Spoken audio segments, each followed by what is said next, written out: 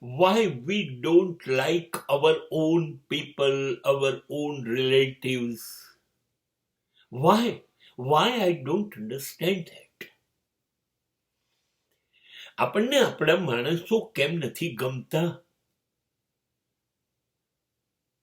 આપણને માત્ર આપણા માણસોની ભૂલો જ દેખાય છે, નબળાઈ જ દેખાય છે, એ ક્યાં ખોટા છે એ જ દેખાય છે.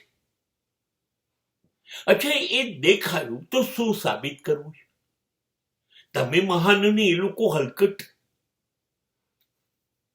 શું ફાયદો શું પોતાના માણસોને જો પોતાના શબ્દ વાપરો છો?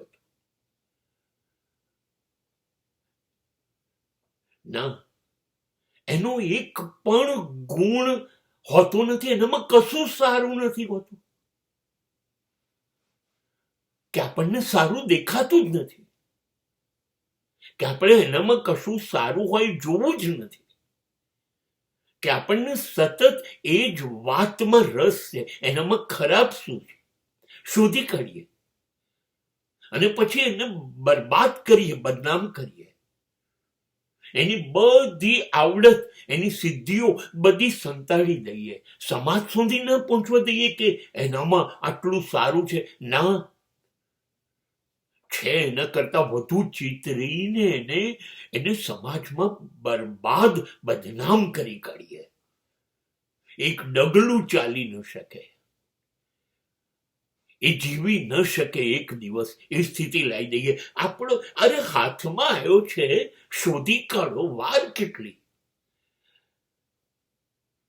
એક ધોબી મરી ગયો હશે અયોધ્યામાં, જેને સીતાને ધોઈ નાખી.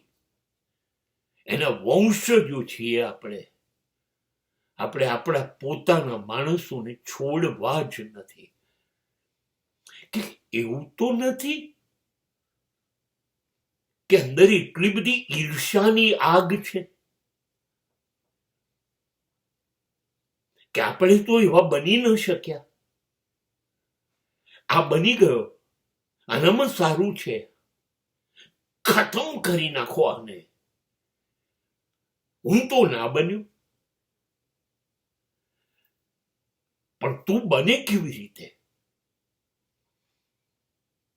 આ એક એટલો હલકટ રોગ સમાજમાં ચાલી રહ્યો છે, અને આપણું બીજા પાસે તો કશું ચાલતું નથી.